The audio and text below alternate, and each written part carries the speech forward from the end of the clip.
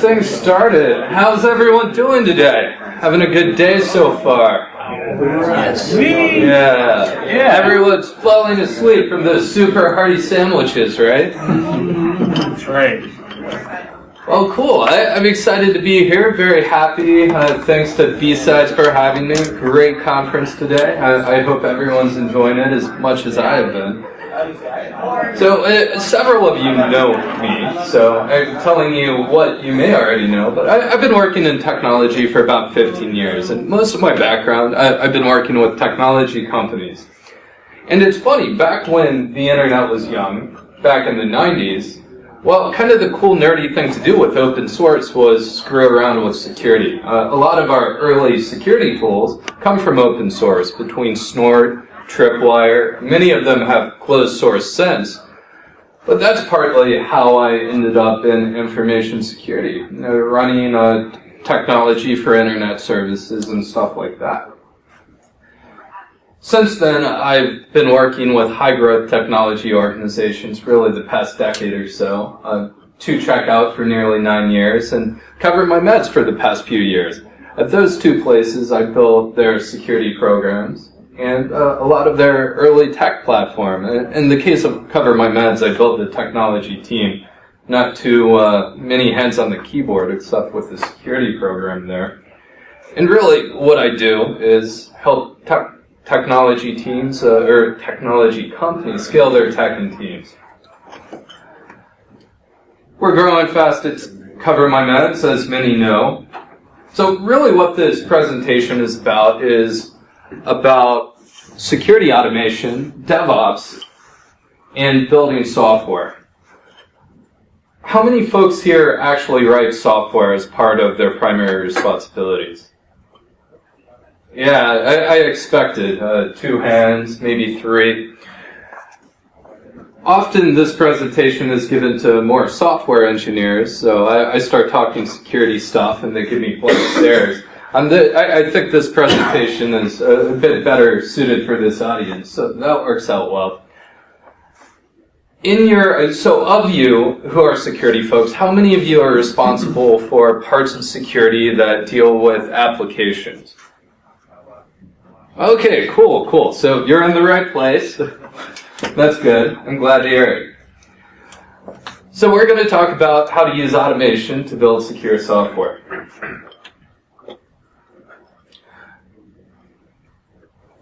So really, what are we trying to do here? We're trying to prevent software from being vulnerable by accident. We're trying to keep applications up and resilient. The conversations I have with a lot of software engineers, everyone likes to think of me as a security guy. And really, I think of myself just as much as an operations guy, because secure software, secure platforms, help these platforms stay available, right? Because if a system's compromised, it's just as likely to become unavailable, go down, as it is to have data lost in the process. And a big part of how security is traditionally approached, especially when it comes to software, is paperwork and separation of duties and stuff like that. And the whole approach, that philosophy, is really a distrust of people. And in really large organizations, many of us might work for banks or insurance companies, being in the Columbus metro area, that's a pretty good philosophy, because if you have thousands of contractors or consultants, and there's some cultural challenges with how these resources, these folks are involved in the organization, well, they're a pretty weak link from a security perspective. With the organizations I work with, technology companies, we look at our employees as one of our competitive advantages. We employ the best engineers, the best talent, and we treat them really well. So we don't necessarily look at our employees as our weakest link. I was meeting with a dude who built a product that's essentially Witness, if anyone remembers Witness, but Witness on steroids. So it's endpoint protection for workstations. And the whole value prop about it is that it has visibility and controls every facet of somebody's computer. And he's been trying to sell me his product for years now, and I'm like, dude, I don't need that. And that's not the problem I have. And he didn't really get it until I gave him a tour of our office at Cover My Meds. And then he's like, okay, now I see why you're not too worried about your employees, because you're actually nice to them. Beer will do that. Yeah. It's Beer true. in non-hostile work environments. Yeah. So the DevOps part of this, the whole concept behind DevOps is development and operations folks working together. If any of you caught my InfoSec Summit presentation last year, a big part of what we talked about is how DevOps is just as much about security and enabling more security in an organization as it is about technology. So in DevOps circles, there's this whole thing about horses and unicorns, right? That's how we end up with the image with a flaming horse and a unicorn, right? That doesn't happen by accident. Horses in DevOps circles are traditional organizations, large corporations that have been around a long time, traditional corporate cultures. And unicorns are like the younger, spry tech companies who don't have mainframes and a ton of technical debt. At least that's the theory behind the concept. And a big part of what's been happening in the DevOps circles over the past few years is talking about how horses can adopt these practices well. Because DevOps is really about a culture of collaboration and using tools and practices to enable automation and working together. And my thing is, as security practitioners, we should be a part of that. We should be working with the dev and ops folks and helping build these secure platforms. When things go wrong with security, people often go to what they know. If it's an engineering manager or a systems administrator, a systems engineer, what do we do when something breaks? Well, we're going to do what we know fixed that thing in the past. And an example of that is if we suddenly have a bunch of availability challenges, we might want to stop making changes or start making changes slower. And a lot of what's being proven, and I say proven because there's science and data to support this, is that in the DevOps circles, small frequent changes made frequently build more secure and reliable platforms. There's a survey, a PhD collected the data, and there are a lot of the data points are correlations, but there's causation for some of them as well. It's Puppet's State of DevOps survey. And there's some really neat data there. They've been doing it every year for the past 3-4 years, give or take. Don't quote me on that. I'd recommend you check it out. So what do we do when development keeps on putting in secure code into production and showing up in our vulnerability assessments or internal scanning? Shoot, external scanning shows another cross-site scripting vulnerability. Folks should know better than to write cross-site scripting vulnerabilities. So what do? We slow that process down. We add more checks and controls in the software development process for us to feel more confident about vulnerabilities not being introduced, or at least being less likely to be introduced. So in the end, it might be a lightweight process where somebody has to approve it or you have to have a peer review. If it's using ITIL change management practices, over time, that might start to get ahead of its own. I built a really light change control process once upon a time, many years ago. I got to watch this process evolve over years with many different people involved in the organization, different management, different executives. And this really lightweight process in a technology organization turned into this stack of paperwork.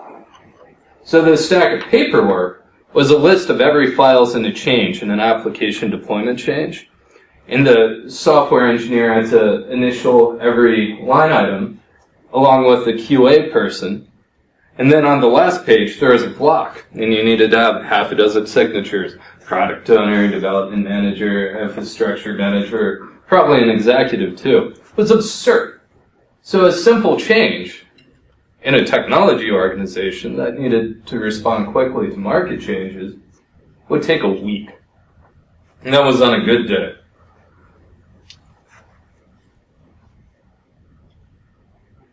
So now we have really slow changes, and we feel a little more confident, oh, our stuff's not going to break as frequently. Instead, we end up building up all these changes because people don't want to go through the process. And it starts to look like a waterfall software development process, if not being waterfall by design then. So you have a big pile of changes, and in the end, stuff breaks anyway. It's signed off, it's going to be okay. No, not really.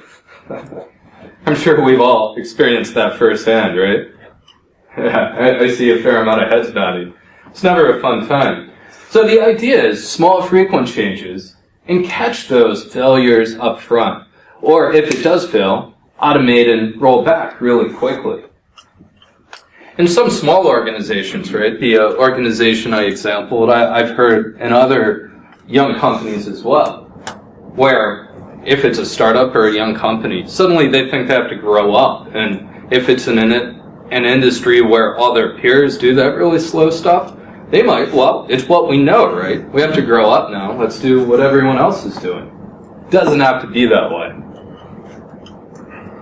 So this is a photo from DevOps Days, Ohio.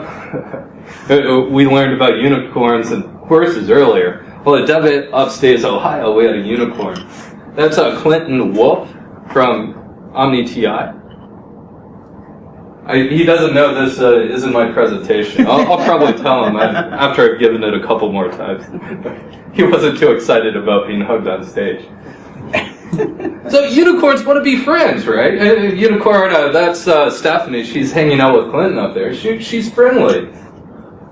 We don't have to slow down, and we don't have to have 1 million people sign off on things. There really isn't necessarily a universal solution. I think it's more a set of principles, ideas, concepts, and looking for ways to do things not necessarily slower, not introducing controls for the sake of controls, but figuring out ways to reduce that risk, yet not slowing an organization or a process down. Usually what I do is I won't go into an organization with any preconceived notions. I'll try and understand how they're working, how they're doing things, and try and put that in a meaningful context. Because, I don't know, if I walked into Ford tomorrow and said, oh, that stuff you guys are doing, it sucks. We have to DevOps it. Nobody's going to listen to that. And besides, that's not going to work anyway. I do think there's some things that work pretty well in many environments, and that's what we're going to talk about now. We get to stare at Shia LaBeouf for a while, because I don't like making slides as much as I like telling stories. So apologies in advance for that. And really, the idea is look at how an organization is building software. And I hope there's parts of it that are automated, or at least parts that are taking an extra look about what things are being done. And look for ways to embed security in every stage of the process. Even in the most traditional organizations, there might be peer reviews, maybe under a different name. If there's a code review or a code review checklist or whatever version of that, make sure security is a part of it. But really, I think the best solution is to automate it. Automate the builds. When features being planned, make sure security is part of that planning process. If it's an agile environment, make sure that part of the story planning includes security. And working closely together with the engineering team helps them learn too. It's like a grassroots awareness program. And I'll tell you what, engineers are going to be a lot more responsive to a peer giving advice earlier in the process than they are sitting through yet another hour-long presentation that's really boring.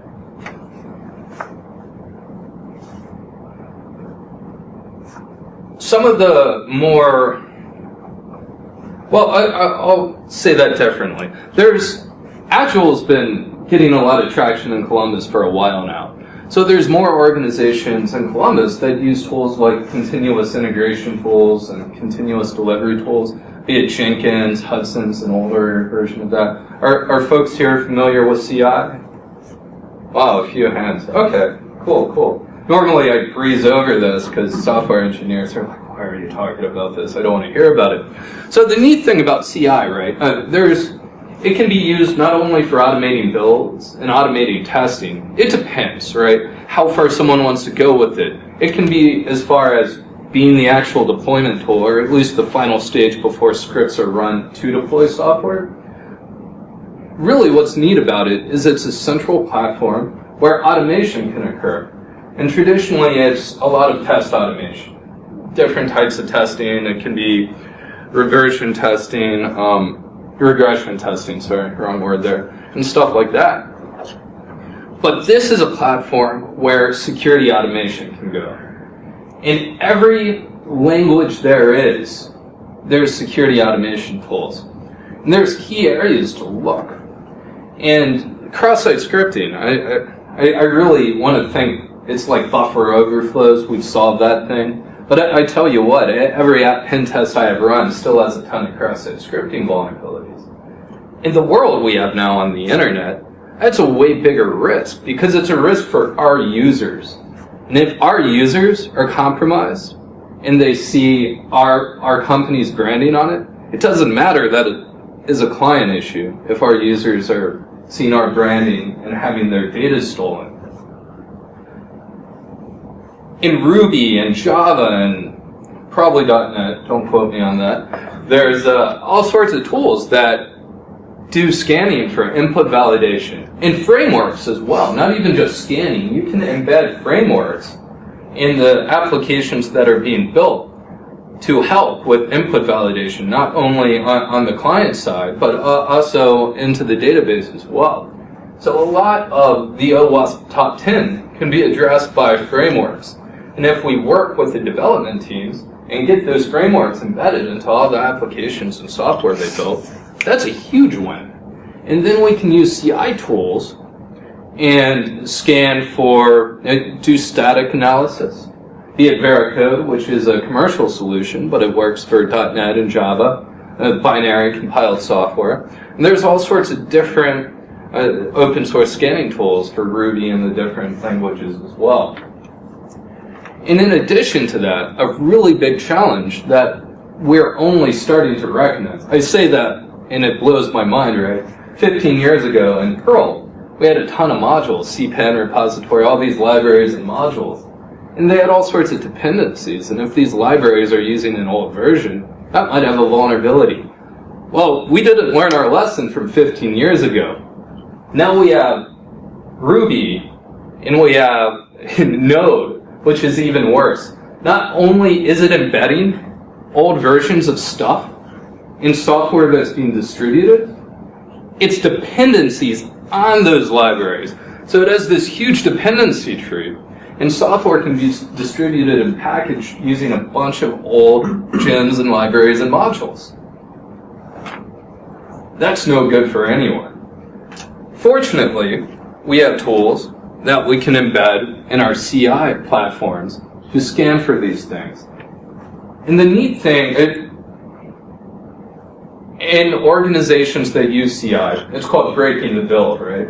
So you'll have all this automated scanning, and it'll be green, yellow, or red. Well, if that stuff turns red, it breaks the build, and you can't deploy. At least in a healthy organization, if the platform's built well, you can't deploy if it's broken. So if we have security tools in the CI tool that tells developers they can't deploy if it's broken, we're building a lot more secure software, and it's automated. It's not a manual code review process. But if we do have those, we should have security considered as part of it as well.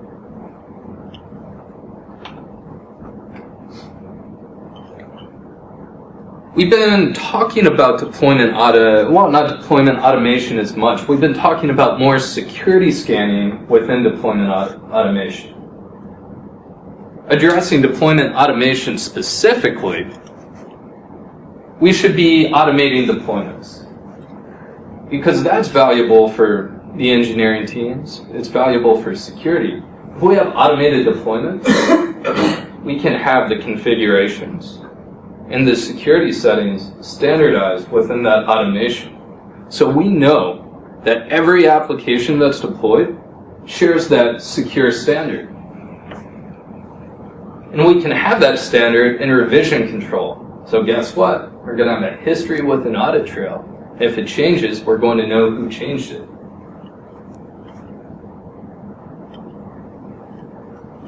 And we can use that deployment automation to serve as code reviews as well. A lot of the more process-oriented parts of a code review, even outside of the more technical configuration, can be embedded in that deployment automation.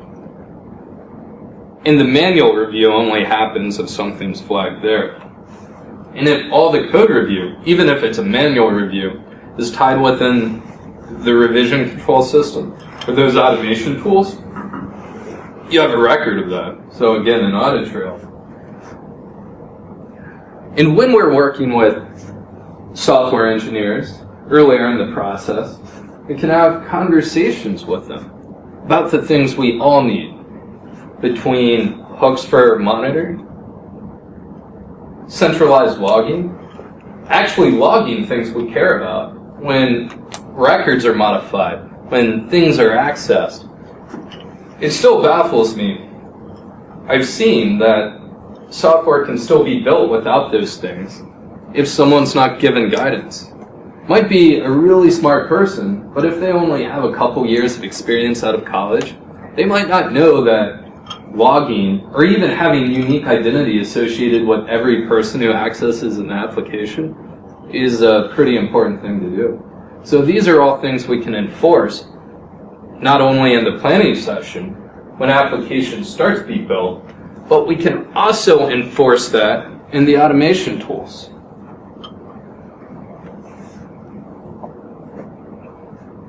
The ideal case would be to maybe have a library, and if the security team in your organization doesn't necessarily have the software expertise to build something like that, those are the kind of things we can find partners with in the other parts of the organization.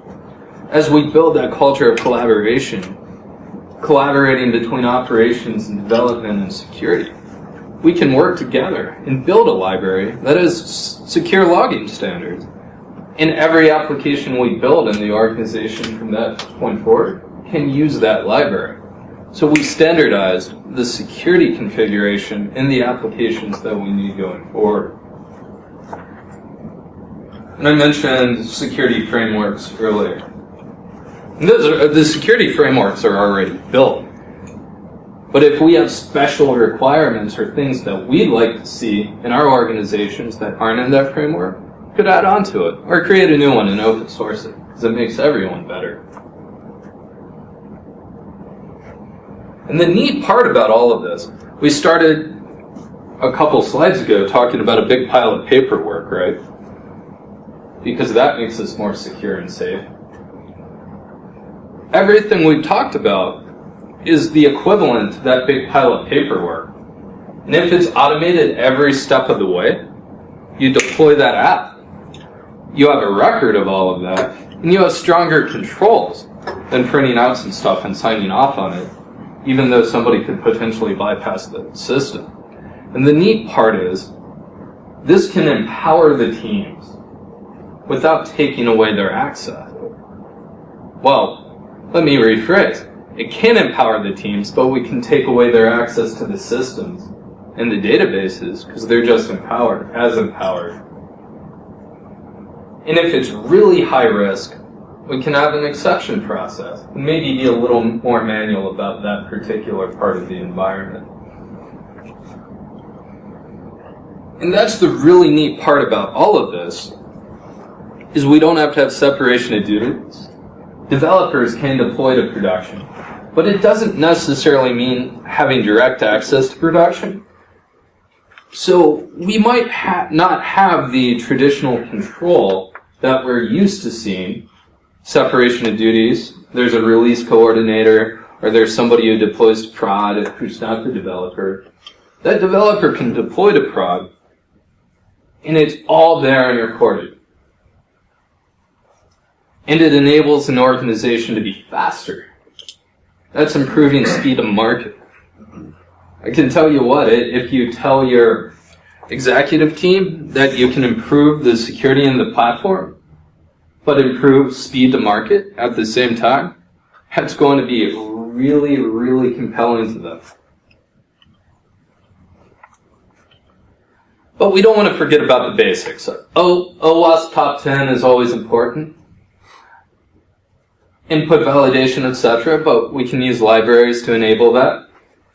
Cryptography. Encrypting in transit and at rest. This slide is more for the developers I typically talk to. They might forget about encrypting. It's kind of important. I'm sure the 3 folks here who raised their hands, you wouldn't forget though, because you're hanging out with us today.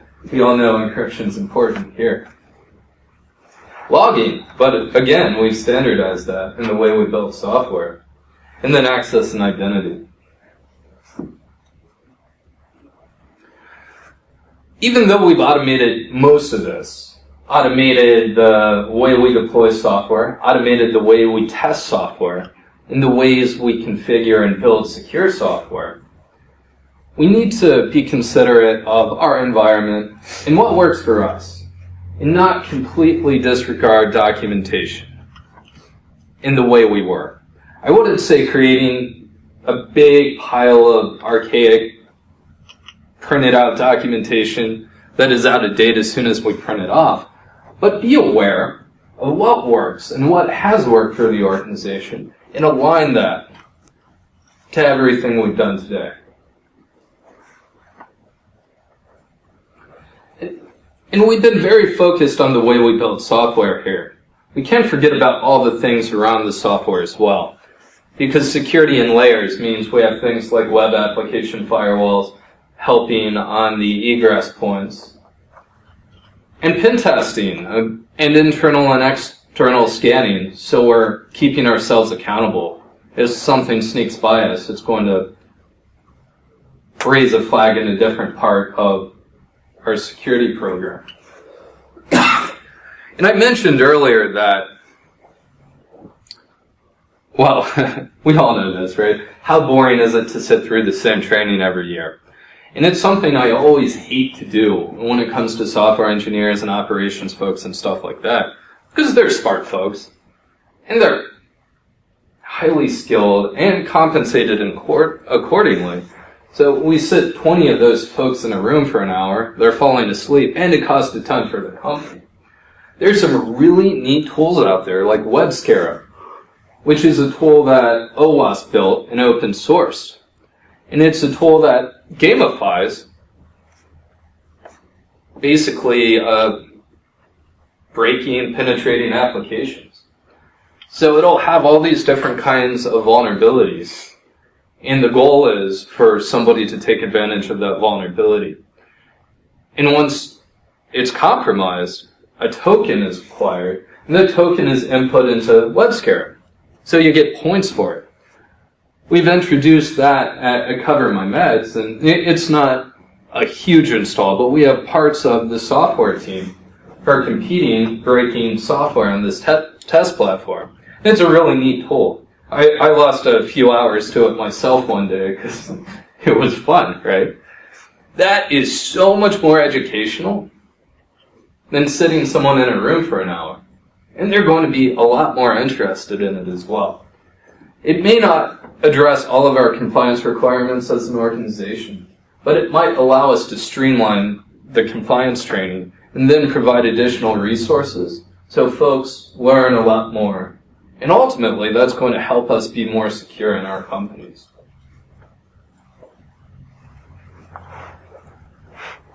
So even if you go back to your office and you might not be able to add your scanning to your CI tool if you already have one, or if you don't have one, suddenly build one,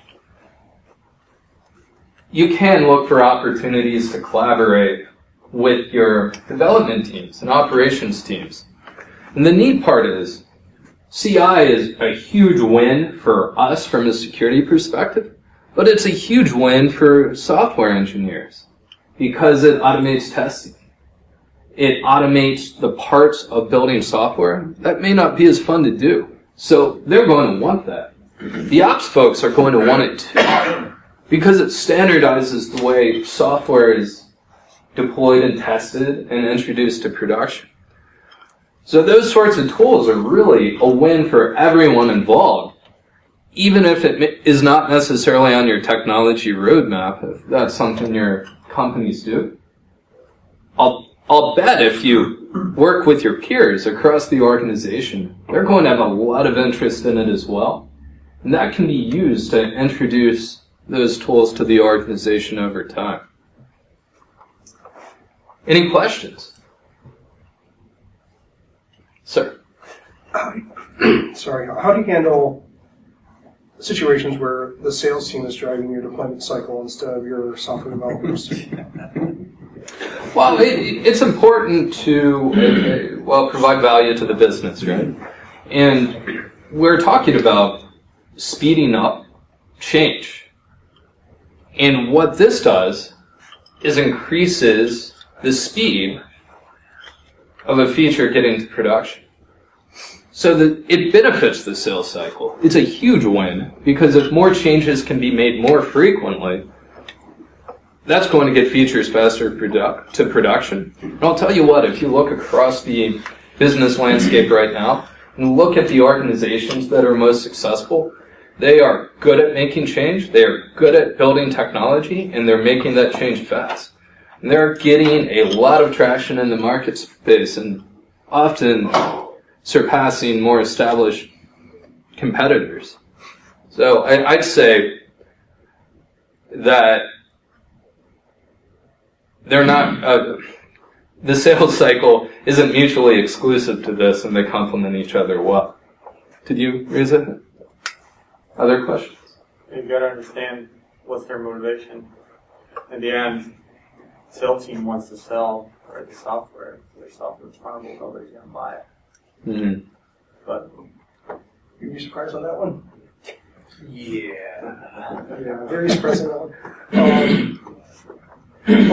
When you mentioned that sometimes you have to slow down before you can start speeding back up and put the big stack of papers.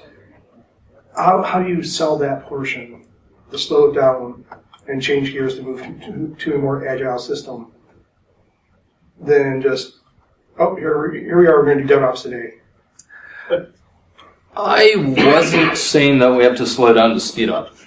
What I was saying is that I understand that different organizations operate differently, and I wouldn't expect an organization that doesn't employ some of these practices already to implement them tomorrow, especially if they're a big organization. However, I'd say these things can be implemented as quickly as possible within your organization. I just wouldn't assume that. So my argument is not to slow down to speed up. It's to speed up as fast as you can in a way that makes sense for your organization. If we're talking, what I often talk about in more DevOps circles and stuff like that, because if we're talking about a horse, a more traditional organization, well, it's slow to change, and they're a big organization, so turn the ship or whatever metaphor we want to use. At that scale, we start looking more about organizational change practices and less about technology changes. So if we want to make a big change to a large organization, some proven models are create an R&D shop. If it's an organization really resistant to change, create a fully independent R&D shop and table flip and do everything new from a modern way in that part of the organization. But it has to be independent. And as that part of the organization produces and is more successful, that is something that will enable the justification for making change in the larger organization. That's happening right now at Cardinal Health. Cardinal Health built Fuse, and I was hanging out with a dude just last week who is part of the leadership team who is taking those practices and introducing them to the larger Cardinal Health organization. Now, and that's talking about big enterprise, right? Even in a large enterprise, or even if we don't necessarily, if we're not in the position ourselves to influence that level of change firsthand, we can do smaller versions of it. Even just small projects within a smaller team or within a department within the larger organization. If you show that defects are reducing, speed to production's reducing, your apps are more secure, and whatever metrics make sense in the way you build software make change in your organization, and there's a small team doing it, well, that success is going to get attention. So there's different ways, but it all comes back to that theme. Don't try and fight. Show how it works, and then everyone else will follow. Other questions? Sir? So, when I've done this before, I mean, it's, I don't want to say easy, but it's all straightforward when you own sort of the development at your organization. What's your take on when your development is outsourced? Not essentially completely over the wall, but they're contractors that are in the building, right? So they necessarily they'll have their own process. You know, it may not be completely owned by one or the other. It's sort of like a partnership, but it's not as simple as we're going to instill this process and you're sort of getting it from them. Well, ultimately, you're the paying customer. Sure. I mean, it might have to come down to contract renegotiation and redefining the terms of the relationship, right? But if finding the right partners in your organization who have influence over the relationship and control of the business agreement, and then finding ways to enable the introduction of those practices. In that case, it might even be simple, right? It could be as simple as, I want these changes really fast, and I need them to meet these security requirements, or whatever requirements. And if you can't meet this, I'm going to find someone else who can. I mean, that's the really simple version, right? Sure. It's a customer answer. But if it's more a partnership, I find ways to introduce those requirements in ways that make sense for the relationship. I would say that passing those security requirements is probably part of their contract anyway. And speaking as someone who is a contract software guy, I would rather have help with those up front.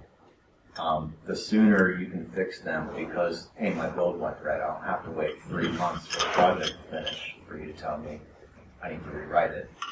I can move on to the next thing that much faster. So I think software guys love having instant feedback. So it's easy to sell with the teams. It may be, honestly, the management is, you find, is the harder channel to conquer. For larger contract shops, you very rarely have a contract house. You usually have a couple. Yeah. So having those metrics are a great way to either, one, provide feedback, or two, help with negotiations, whether or not they're, hey, you have a higher defect rate than our other contract houses, we need to fix that. We need to either bring in your A team, or, hey, we're going to pay you less, or whatever that becomes. A lot of the more successful service organizations in Columbus, Pillar, I don't really want to name names, but whatever, Pillar and some others, employ all these practices because they brand themselves as agile shops. One of their models is to take a team and put it in your organization to demonstrate how effective these are and use it to drive change within your overall technology organization. So Pillar, I call them out because I know they use CI, right? So a lot of these leading service organizations in Columbus are already employing some of these practices. So it's relatively easy to go to an organization like that and be like, hey, I know you're using CI. Let's put this stuff in it too. Sure. Well, I've also seen where people are using CI, yet they ignore it, right? Where, builds are broken, but they don't care. Oh, shoot. Or you have people that use CI, and the second the build is broken, they're chasing people down, going to their cube like, why did you break the build? And they're fixing it immediately. So tools are one thing, but I think the underlying fundamental thing is really a culture change going forward. development as a whole. And that's why DevOps is culture first, right? It's not about the tools. I mean, sure, config management is pretty important because system automation and stuff, but if it's culture first and everything else is second to it. So if I call something being broken and ignoring it a fundamental culture and process challenge, right? And that's something that needs to be addressed head on. Sir? Really glad you mentioned Node. How disruptive do you think Mean is going to be to the OWASP top 10? And before you answer, I'd like to applaud you for not tripping over yourself for 40 minutes, having a cable right underneath you. Yes. You said lean? Mean. You mentioned Node. I was curious as to how disruptive you think Mean is going to be to the OWASP top 10. I don't know what mean is. Can you be more specific? Mongo, Express, Node, and Angular. Oh, it's like the new school lamp. Yeah, right. Cool. And the question is how disruptive you think it's going to be to the OWASP top 10? You know, it depends on who I'm talking to, right? We have some significant challenges in containers, for example. We have significant challenge. Operations teams have always been security partners for years, right? At least the more functional organization. But now we have less experienced people joining operations teams who can go out and download modules for config management from Puppet Forge or other internet resources. The same is true of containers and stuff like that, pre-configured things. But it's not just configuration files, it's the entire stack for that service. So there are significant security challenges with those things, but I don't think they're new challenges. I like calling out Node because that dependency hell is taking an old challenge to an insane scale, and I don't think we fully realize that challenge yet. So I don't think any of these things are necessarily changing the OWASP top 10 per se, but are going to significantly influence the problems we need to address, or if we don't address them, they're going to get way worse. But to be a little more detailed, right, OWASP top 10 is super detailed, which I'm kind of discounting, right? It's cross-site scripting and stuff like that. One of our number one vulnerabilities in the 90s was buffer overflows. That's not really a challenge anymore. We solved that. If we do things well, like we talked about earlier, if we embed these security frameworks in the software we build, hopefully things in the OWASP top 10 go away. And probably, well, the top 10, there's always going to be a top 10, right? But it'll be different things in the top 10. But at least the top 10 we've had for a while hasn't changed fundamentally. But I look at our success and what we do. If we're successful, that will change because we're making things better. It's basically the OWASP top 10 really hasn't changed since Perl was a thing. Maybe that should be a goal for us, right? Let's change the OWASP top 10. That sounds like a good goal to me. Sir? Not really a question, but I think you hit one of the common things you nailed on the head is defining, as security teams, make sure we're working with the dev team to define our requirements for the process. Because you can't expect them to know our side of the house. But what you can influence is education of them and partnering, so you're not perceived as the adversary that they trip over before they're right about to deploy, right? But instead a partner that they partner with. And also the big thing you hinted on is train your developers. If you're not going to train them, they're not going to figure it out by themselves. And like you said, make it fun, make it educational.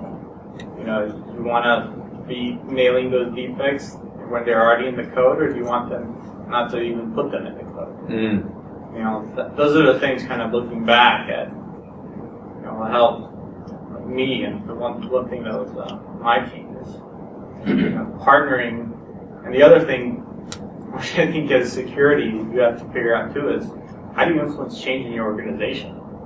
That's kind of bigger than this, but if you want to be a catalyst for positive security change, that's one thing that you have to solve off the bat. Is how do I curb that bad behavior, right? And how do I influence it into the positive? And how do I gain another stakeholder versus just pissing somebody off? That's absolutely right. I couldn't agree more. Time for one more question. Kind of got an off-the-wall one.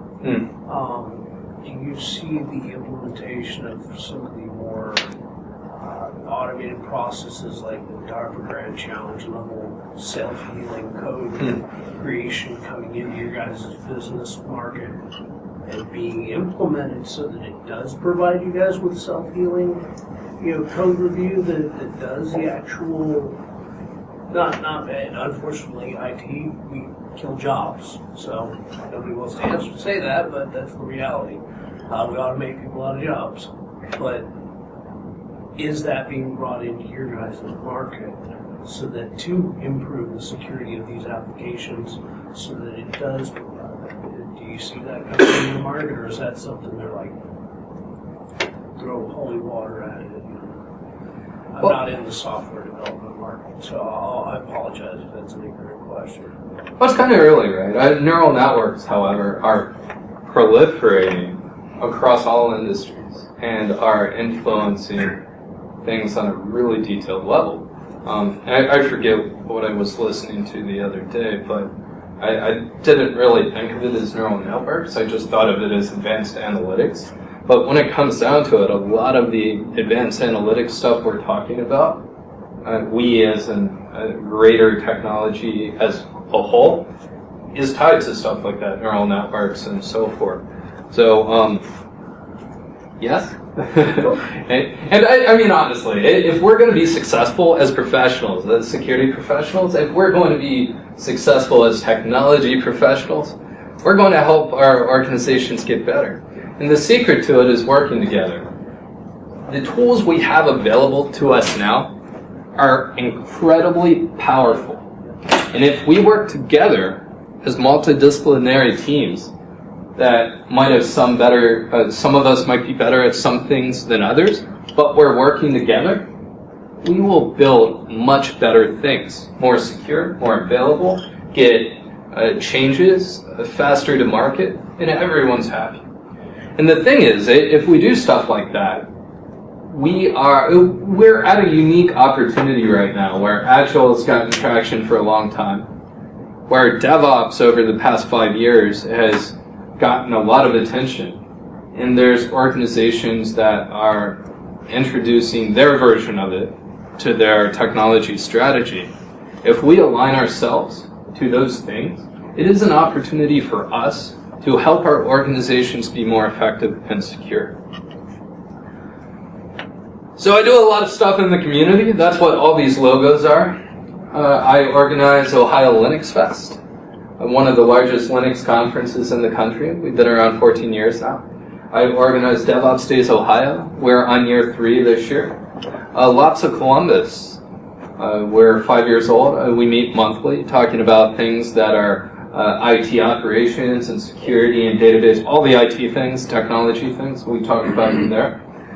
At Cover My Meds, we have a technology blog called ScriptScribe. It's where we open source things we do that aren't core to our product, where we publish articles about the things we're doing and the events we're speaking at and attending. So check that stuff out. I hope to see some of you there. Thanks so much to Security BSides, organizers, speakers, sponsors, attendees. Thanks for coming and being here with me. I have stickers for all these things. And I have a few DevOps Days Ohio buttons left, if anyone's interested in those. Thanks so much for having me.